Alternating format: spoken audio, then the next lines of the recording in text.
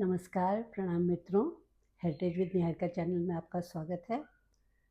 मित्रों, 18 मई को संग्रहालय दिवस, अंतर्राष्ट्रीय संग्रहालय दिवस मनाया जा रहा है और ये 1977 में अंतर्राष्ट्रीय संग्रहालय परिषद के द्वारा यानी आईकॉम के द्वारा निर्धारित किया गया एक दिन है, जिस दिन हम लोग संग्रहालयों पर विशेष रूप से ध्यान देते हैं, संग्रहालयों के विषय में जानते हैं, विजिट करते हैं और संग्रहालय का हमारे जीवन में क्या महत्व है इस विषय में भी जानने की कोशिश करते हैं। तो हर बार हर साल एक थीम रखी जाती है संग्रहालय के लिए। जैसे इस साल की थीम है तेजी से बदलते हुए समुदायों में संग्रहालय का भविष्य। तो उस विषय पे पूरे साल भर चिंतन किया जाता है और उस पे मनन करते हैं, उस पे काम करते हैं। दोस्तों, संग्रहालय क्या होता है ये हम सब जानते हैं। जहाँ पर चीज़ों का संग्रह किया जाता है वो संग्रहालय होता है, पर केवल संग्रह नहीं होता है, वहाँ पर संग्रह, संरक्षण, परिरक्षण, प्रदर्शन, व्याख्या उसकी की जाती है और साथ में वहाँ पर शोध करने का भी बहुत ज़्यादा स्कोप होता है। तो हम संग्रहालय जाएं और केवल जाएं नहीं, उसको समझने की कोशिश करें। वहाँ जो भी वस्तुएं रखी, तरह तरह के संग्रहालय होते हैं, तो वहाँ जो भी वस्तुएं रखी हैं आप उसको देखें और उसको फिर मनन करें उसके बारे में, क्योंकि संग्रहालय हमारे अतीत को बहुत अच्छी तरीके से हमसे परिचित कराते हैं। बस उनको उनकी भाषा को समझने की ज़रूरत है। वो बोलते नहीं हैं, लेकिन उसकी भाषा को समझने की ज़रूरत होती है। तो आज मैं आपको ले चलने वाली हूँ बोधगया संग्रहालय, क्योंकि संग्रहालय की परिभाषा, संग्रहालयों के विषय में हम जानते ही हैं।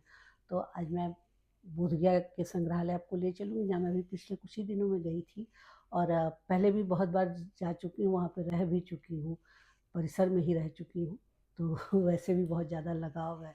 और बोधगया का संग्रहालय भारतीय पुरातत्व सर्वेक्षण के अंतर्गत आता है और 1956 में इसका निर्माण किया गया, बुद्ध की 2500 साल पूरा होने के उपलक्ष्य में। और 27 दिसंबर को, उसी साल 1956 में ही 27 दिसंबर को परम पूज्य दलाई लामा द्वारा इसका उद्घाटन किया गया। तो यहाँ पर करीब 300 पुरावस्तुएं प्रदर्शित की गई हैं और उसके अलावा 1300 पुरावस्तुएं उनके रिजर्व कलेक्शन में भी रखी हुई। सब कुछ नहीं प्रदर्शित किया जाता है, कुछ चीज़ें प्रदर्शित की जाती हैं, कुछ अंदर रखी रहती हैं। तो 300 के करीब तो यहाँ पर प्रदर्शित हैं। और आप देख रहे हैं कि हम लोग अभी सड़क से जा रहे हैं, हम लोग को रोका भी गया क्योंकि नो व्हीकल जोन था, तो रोका गया। फिर उनको बताया गया कि नहीं, हम लोग को अंदर ही जाना है। पहले हम लोग यहाँ पे रह चुके हैं, पोस्टिंग हो चुकी है, तो मेरी नहीं, मेरे हस्बैंड की। तो उन्होंने खैर जाने की परमिशन दी और हम लोगों ने उनको कंफर्म किया कि हम लोग गाड़ी बाहर नहीं खड़ी करेंगे, सड़क पे नहीं खड़ी करेंगे, कैंपस में खड़ी करेंगे। तो खैर फाइनली हम लोग को अंदर जाने दिया गया।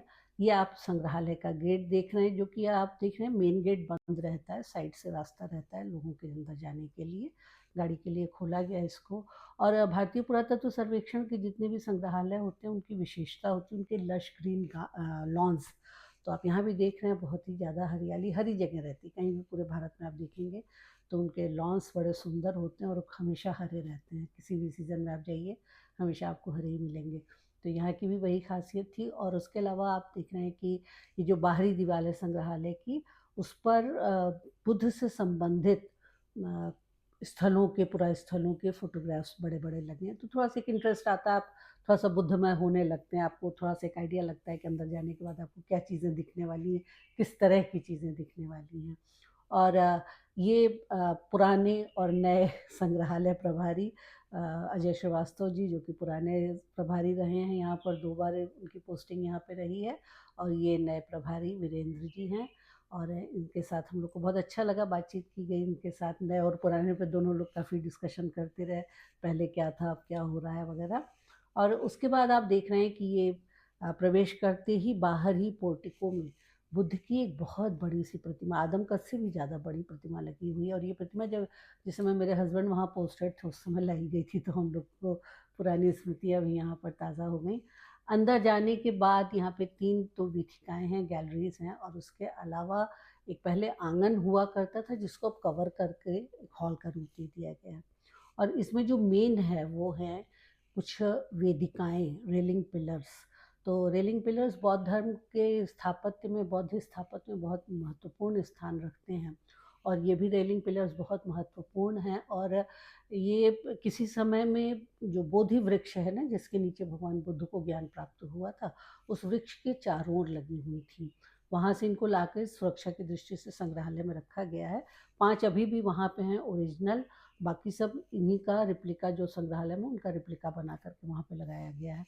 तो इन वेदिकाओं पर बुद्ध के जीवन से संबंधित कहानियों का अंकन है, जातक कथाओं का, जो बुद्ध के पूर्व जन्म की कथाएं हैं उनका अंकन है, यक्ष यक्षी हैं, पशु पक्षी इत्यादि हैं।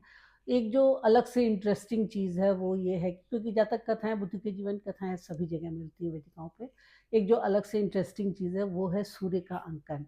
और यहाँ पे आप देख रहे हैं सूर्य का जो रथ है उसमें केवल 4 ही घोड़े हैं, जबकि हम लोग एक सामान्य जो हम लोग की मान्यता है वो 7 घोड़ों के रथ होते हैं सूर्य के। तो यहाँ पर 4 ही हैं, इसलिए इसको माना जाता है कि ये प्राचीनतम अंकन होगा सूर्य का, क्योंकि 4 ही घोड़े हैं, धीरे धीरे वो बढ़ते बढ़ते 7 हो गए होंगे। और उसके अलावा यहाँ पर बुद्ध की काफ़ी बड़ी बड़ी मूर्तियाँ हैं। और उसमें आप देखेंगे कि अलग अलग मुद्राएं हैं, अभय मुद्रा है, भूमि स्पर्श मुद्रा है। जब बुद्ध को ज्ञान प्राप्त हुआ तो उनको लगा कि कौन मानेगा, क्योंकि सन्नाटे में अकेले में रह रहे थे ना, तपस्या कर रहे थे, तो कौन मानेगा कि उनको ज्ञान प्राप्त हुआ। तो उन्होंने भूमि का स्पर्श करके कहा था कि भूदेवी मेरा प्रमाण है, मेरी गवाही देंगी। और माना जाता है कि उस समय भूदेवी ने निकल के कहा भी, हामी भी भरी, कि हाँ मैं प्रमाण दूंगी। तो भूमि स्पर्श मुद्रा उनके ज्ञान प्राप्ति के समय की है।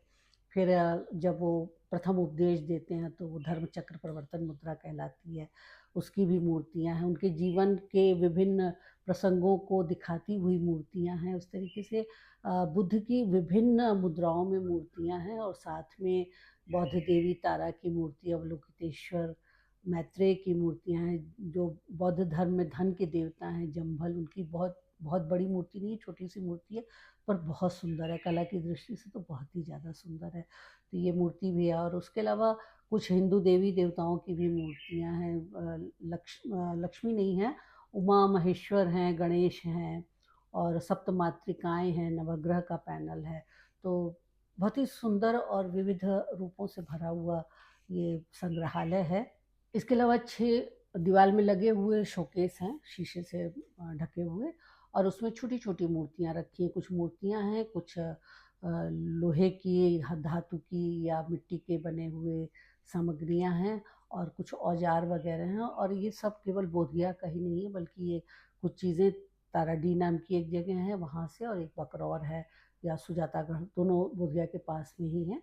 वहाँ से उत्खनन से, खुदाई से प्राप्त वस्तुएँ भी रखी हुई हैं। फ्रेंड्स, आपने देखा कि मैंने फटाफट आपको बोधिया के संग्रहालय का भ्रमण करा दिया है। और जब आप वहाँ से निकलेंगे तो एक बुद्ध के सामीप्य का आपको बहुत ही अच्छा सा, बहुत ही अनोखा सा अनुभव अपने अंदर महसूस भी होता रहेगा। और इसके साथ ही आपको अगर ये वीडियो अच्छा लगा है तो आप ज़रूर से लाइक का बटन दबा दीजिएगा। साथ में अगर आप मेरे चैनल पर नए हैं तो सब्सक्राइब का बटन भी दबा दीजिएगा, और बेल आइकन भी दबा दीजिएगा, ताकि मैं जब भी कोई नया वीडियो डालूँ आपको पता चल जाए कि नया वीडियो आ चुका है। बहुत बहुत धन्यवाद वीडियो देखने के लिए, अंत तक बने रहने के लिए बहुत धन्यवाद। फिर मिलते हैं अगली वीडियो के साथ। नमस्कार।